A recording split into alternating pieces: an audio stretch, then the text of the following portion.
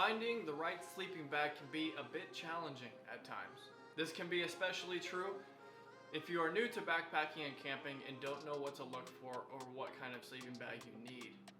So today, I'm going to be going over different kinds of sleeping bags and helping you make the wisest decision as to what sleeping bag will be right for you. But before we get into the video, I want you to consider dropping a subscribe and dropping a like for new content coming out every Monday, Wednesday, and Friday about backpacking and camping trips that I do, as well as camping reviews or product explanation videos such as this. Hey guys, my name is Tristan. I'm an avid backpacker, camper, and I make YouTube videos for fun. I also drive for a living. I'm not going to tell you my whole life story because we are here for one thing, and I know exactly what that one thing is for you guys, to find out what the right kind of sleeping bag is for your needs. So get right into it. This is what's considered a rectangular bag. These bags are really good for car camping where you don't have to hike anywhere because they are bulky, they are massive, and I will give you an explanation, or not an explanation, but an example of the bag on my left over here. The size of that when it's packed down, it is literally half the size, okay?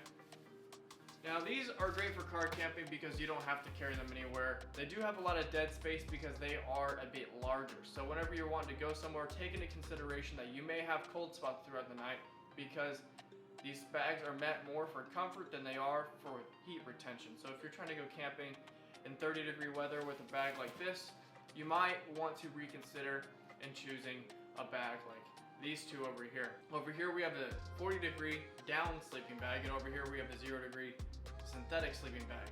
Now I don't know if you guys can see it or why they're called mummy bags, but this is because they have a mummy-like opening at the bottom. They have a hood that comes over your head. It's cinchable so you can really ring it down around your neck, not strangle yourself, but keep that heat in. And some of these bags will even have little collars to help even further to keep that heat in. Now the main differences between a synthetic and a down, synthetic like the rectangular sleeping bag and the one on my right, and a down like the one on my left. The down sleeping bags weigh considerably less than the synthetic sleeping bags. They are also far more compressible. Here's an example of how small they can get once they're in their bag, in their compression set. Down sleeping bags also hold a bit more warmth. Now it depends on the temperature rating, the RValue is what it's called, of what you're wanting to get out of it. Let's say you're going backpacking or camping in 20-degree weather and you only have a 40-degree sleeping bag that's rated to 40 degrees, right? That's an RValue of, I don't know what it is off the top of my head, I'm not gonna lie to you about that. But that's not gonna be a very viable option because you will be cold that night. There's not enough insulation in the bag for you to stay warm overnight. Now there are other perks between synthetic and down. Some of these are that down is far lighter, like I mentioned before, than synthetic. You will often have a much easier time carrying over miles and miles if you're going for a long road trip or a hike than with synthetic. It's able to be stuffed and restuffed in its compression sack a lot easier. The feathers aren't going to clump up like the synthetic material and a synthetic sleeping bag will, and it will not lose its warmth while doing that. Now the downside to down sleeping bags is because they're higher quality, they are going to be more expensive. Now you can pick up a Kelty synthetic or a down sleeping bag just like this one over here. This is a 40-degree down sleeping bag. It cost me about $112. Kelty products, they're cosmic products is what they're called. This is a Kelty cosmic down 40-degree bag. It only costs around $100 used for me. So check out your local sporting goods store or online, and you can find a link in the description below of the same bag I use. This will be a link to Amazon so you can check it out. I don't have any affiliate work with them, so whatever you guys spend on it, I don't get a cut of. Alright. Now the synthetic sleeping bag, they do cost a little bit less, so that's a big plus. However, they are a bit more bulky, they're a little more difficult to pack down, and they don't retain as much heat over the course of their life. Now because of this, you may have to cycle through and have multiple different styles, which I recommend because if you even go backpacking and you're camping out in say 50 to 70 degree weather and you're using a 0-degree synthetic, that's going to be a lot warmer. It's going to be a lot more uncomfortable for you. You're going to want to have one leg out or both, or just not even use the sleeping bag at all. And at that point, you're just lugging around extra weight for no apparent reason. Then you have a sidewinder style of sleeping bag. Now these are specialty. These are for people who like to sleep on their side. They look like they're sleeping on the side, kind of in a fetal position. I don't personally own one of those, although I am a side sleeper most of the time. These are very special. I like the look of these. I like the functionality of them. They have extra padding on their shoulder, and they also have extra padding on their hips. So they won't have as many pressure points. They will be a little more comfortable. They'll have a little more insulation because with their shoulder and their hip, they can be pushing into the sleeping pad below them. And we'll have an entirely different video on that coming up on Monday. And they will be a little bit more comfortable because they have that extra pad on their shoulder and on their hip. And when they're pushing down, not only are they compressing the sleeping bag in that point, they're also compressing the sleeping pad at that point, so they can be a little more closer to the ground through that. So if they have that extra padding there, they're going to be a little bit warmer on their shoulder and their hip. Now that's the overall of these bags. Now I want to go into some very fine detail here.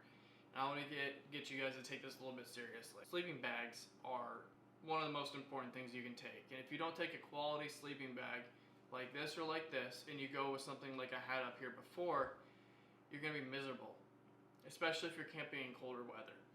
This is because you're just going to be cold. You're going to have cold spots all over the place. You're going to be rolling around all night. You're going to be comfortable because of all the padding in the rectangular sleeping bag versus these two, but you're ultimately not going to get a very good night's sleep unless you take Unisom or some other sleeping medication. But that's all I have for you guys now. Now for myself, so other than the type or style, the fill, i.e. what's on the inside of the sleeping bag, and the temperature rating of the sleeping bag, there's another option you guys need to take into consideration. Because sleeping bags can and will get expensive the colder you get with them. So let's say you have a 40-degree down sleeping bag. This was $100 like I mentioned, and if you want to go camping in -20, -50, you're going to end up spending hundreds, and I'm talking $700, $800, $900 for sleeping bags that can sustain that warmth for you when you're sleeping that cold.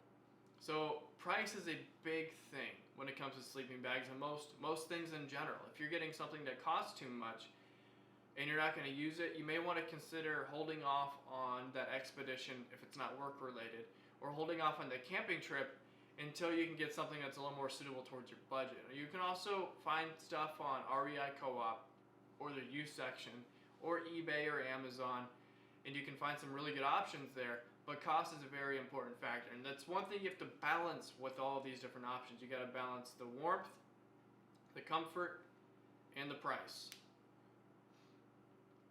But you don't want to sacrifice the warmth. That's one thing you really don't want to sacrifice, is if you know you're going to be sleeping in the cold, you don't want to sacrifice that warmth. You don't want to find something that's got half its feathers or downfill out of it, or the synthetic is torn apart, or whatever can happen to sleeping bags, or there's water damage.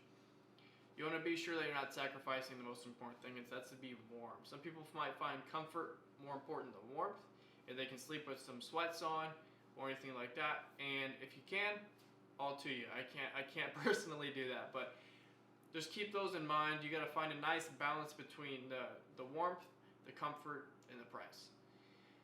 So that's what I have for you guys today. I hope you guys enjoyed this video.